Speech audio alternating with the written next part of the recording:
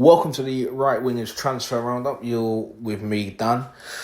We're going to cover some of the latest transfer news in this one, so wish me luck, because you only got one fat bastard today instead of the usual two. So I thought we'd jump straight into it with the news that Anthony has almost completed a move out of Manchester United on a loan deal. He will join Real Betis. It's fair to say he hasn't really hit the heights that he kind of needed to at Manchester United after, 2.5 years. I think you can kind of justify a signing as not working. £85 million signing that probably really wasn't worth that in the first place, but he's on his way to Betis on a loan deal, which is interesting, isn't it? Because you think, if other clubs had gone for him, which at the time clubs were linked, such as, your Liverpools and that, would he ever succeed in it? I don't know. I don't think he was ever worth the price, and I think a lot of clubs had the sense to pull out. But we could go on a whole debate, to be honest, about whether Anthony's worth it or not. In this case, I would say probably a good move for him to join on to Real Betis on loan until the end of the season. We'll stick with Manchester United and we will go to Marcus Rashford, who has been given a deadline apparently of later today to confirm his move to AC Milan. So that is a deadline by AC Milan, which would basically, do you want to go or not? He's been given later today. Also a bit of news concerning Rashford, which is why at the moment it's completely up in the air, because we're also hearing that he could be travelling this week to Borussia Dortmund to have a medical, and that would follow a loan move. So it's a little bit up in the air with Rashford at the moment. I mean, if you followed the reports for the last weeks, it's been, will he go to Milan? Will he not go to Milan? Is he on the way to Milan? Is he not? And at the moment, it looks like Milan are giving him a bit of a deadline. But if you check other sources at the moment, he looks to be on the way to Dortmund. I don't think he goes to Dortmund at the moment. Again, there's no reason it couldn't happen. But if you were to ask me at the moment, I don't think we'll see Marcus Rashford at Borussia Dortmund. The AC Milan deadline, apparently he was keen to move to AC Milan, so I'm not too sure what's happened there or if he'll go. But I guess we will have to wait and find out.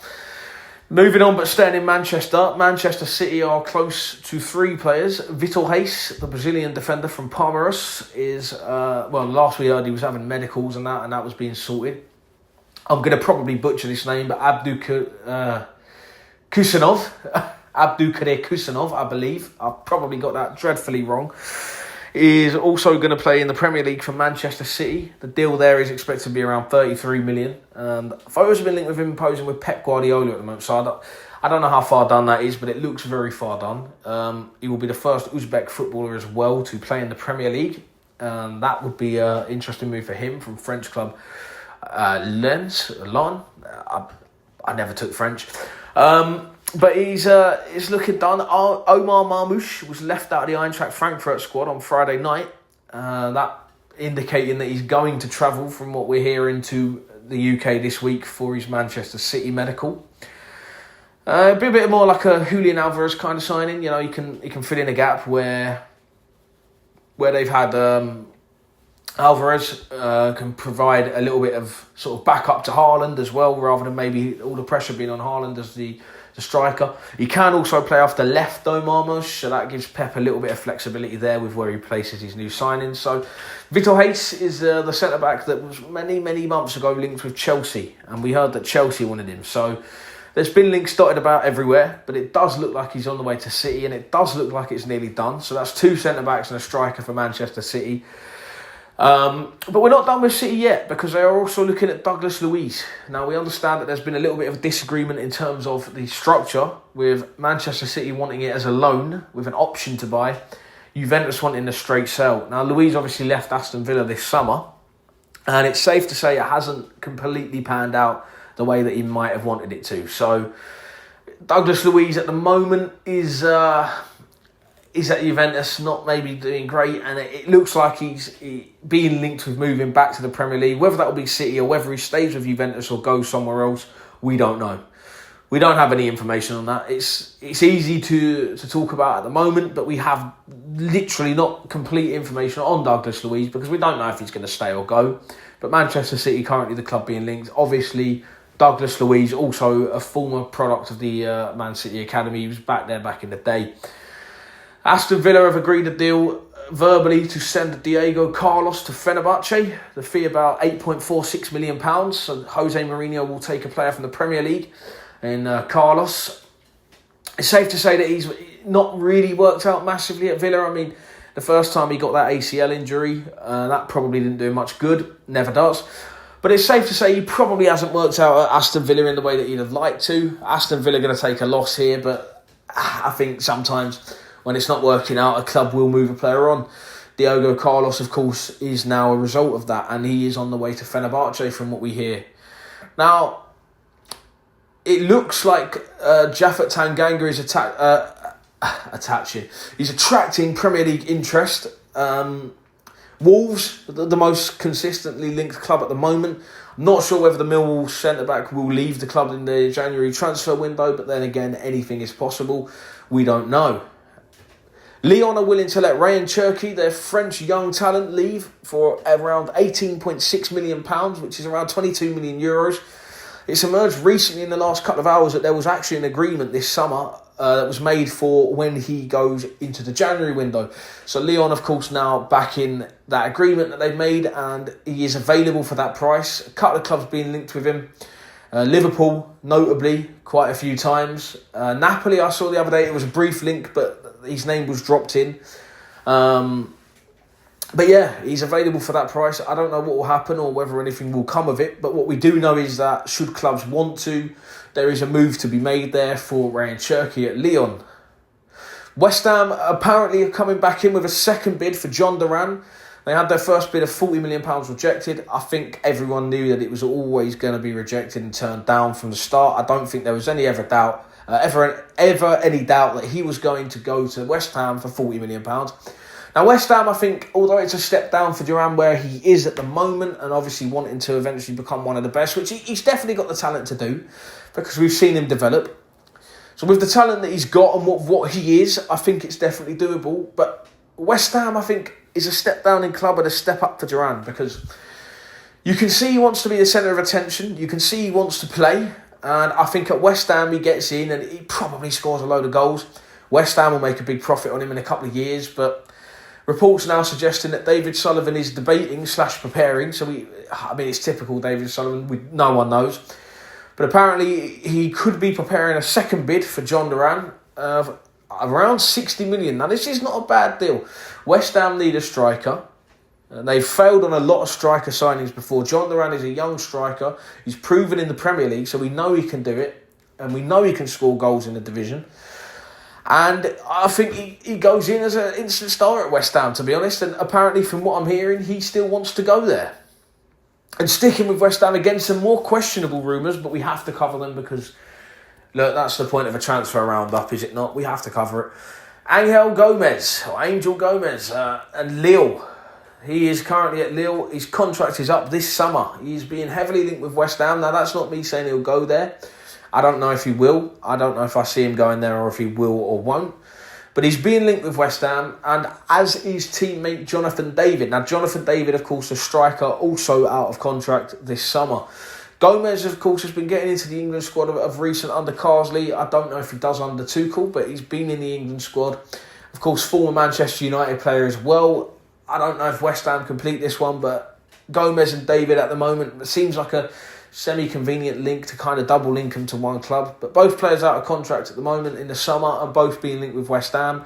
David's been linked around now, as he's been linked with Arsenal at times. Liverpool, we know, wanted him back in the day. I've heard their name mentioned recently, not as a concrete link, but their name's definitely been chucked around. David, I think, will probably end up somewhere else. Gomez, again, I don't know, but look, this is what's on the table at the moment, and these links with West Ham, and that's what we're going off of. So, yeah. Couple of done deals. Kvaratskhelia has left Napoli, of course, in the last few days to join PSG for around 70 million. Not a bad signing for PSG. He takes on the number 7 shirt as well. We all know who wore the number 7 shirt last at PSG. But Kvaratskhelia is now PSG's number 7. Romain Esse has left Millwall to join Crystal Palace after a release clause of £12 million was reportedly activated that goes up to £14.5 million in the deal for add-ons. Again, not a bad deal. A young player, Crystal Palace, with a track record of developing young players, taking them to the next level. And you kind of assume that he'll do the same with Romain Esse. The manager over there now, of course, has got players playing, Oliver Glasner.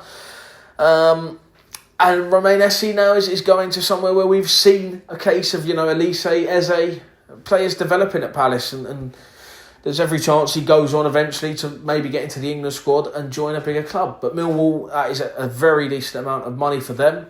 They have also signed Aaron Connolly on a short-term deal from Sunderland. Now, that is a deal until the end of the season, after the striker terminated his contract with Sunderland. You don't know what you're getting with Connolly at the moment. I think he's had a bit of a difficult journey recently, outside of the football, on the human side, and we're not here to sit and judge, but you don't know what you're getting with him long term. As can he get his head back in the game? Can he fight the demons that he's had? We'd like to think so, and you can only wish Aaron the best of luck at Millwall, and hopefully it works out. But yeah, keep him with Millwall because they have certainly been busy.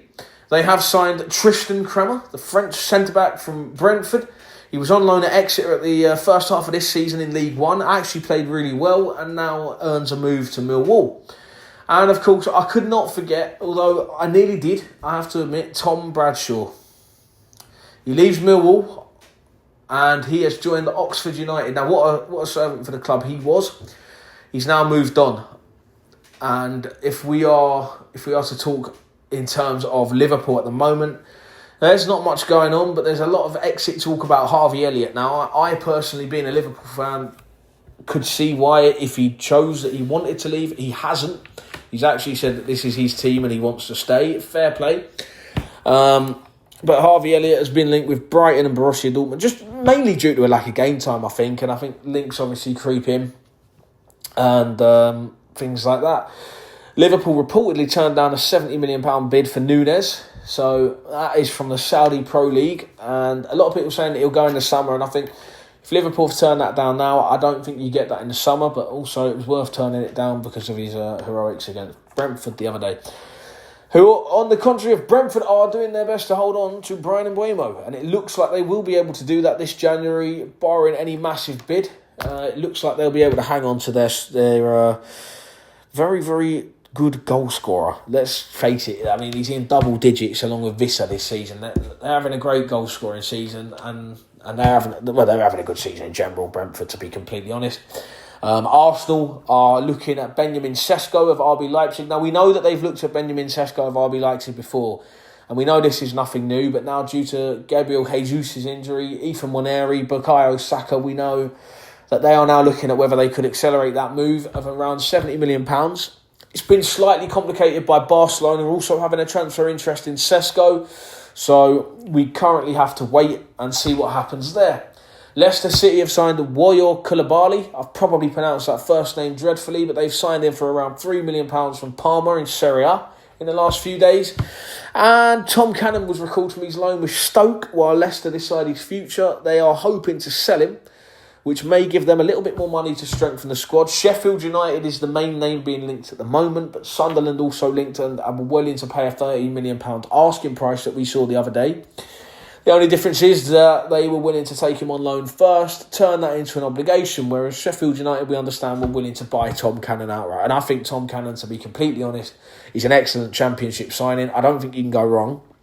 And I think in Sheffield United's position of already challenging for the areas that they're in at the moment, I personally don't think you can go wrong with Tom Cannon. He will come in as a striker, he will score goals in the Championship, he guarantees you that. I don't know how he'll do in the Premier League. I mean, Leicester never really gave him that chance. He was loaned out straight away. But that is it for the right wingers transfer at the moment. I will be back with any more transfer news that pops up in the meantime. But yeah, there's some of the latest rumours. I mean, if you was to cover everything on the planet at the moment, you'd be here forever. But there are some of the rumours, some of the latest transfer gossip, some of the latest done deals. And let's wait and see what clubs do. Let's wait and see what Millwall will do with this SA money. I don't know if they'll invest it heavily, but they might. It's a waiting game. So let's wait and see what happens with everything that these clubs want to do. Wait and see where they go with that. And I'll be back to deliver you more transfer news as and when it comes through at the right times and as and when it's half concrete verified. So thanks for tuning into the Right Wingers Transfer Roundup, and I will see you again soon.